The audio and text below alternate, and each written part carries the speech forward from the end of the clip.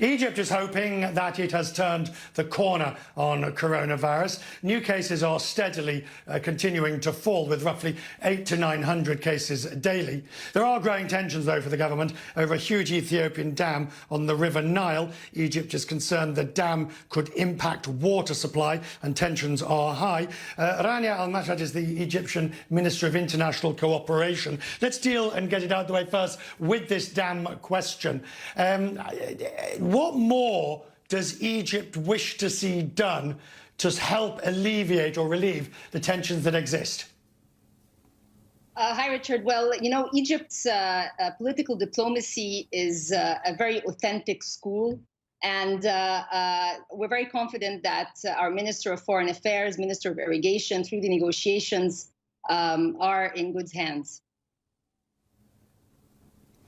If we look at coronavirus and the situation, the state of the country, now, you know, no economy can withstand the full force of what's taken place. So what more does Egypt now need economically to cope with this crisis?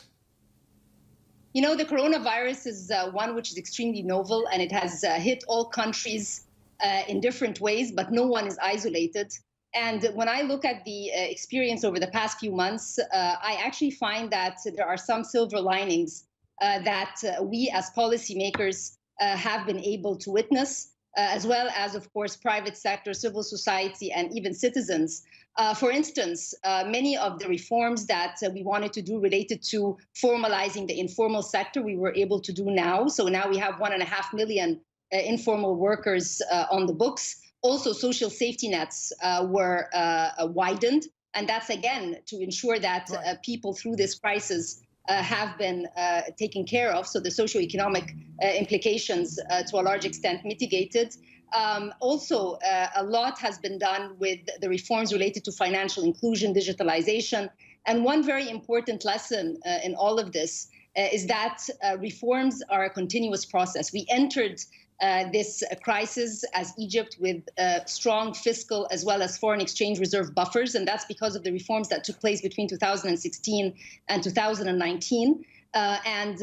Just looking through this, also some of the reforms on the education sector have proven fruit, because a lot of the schooling has happened online.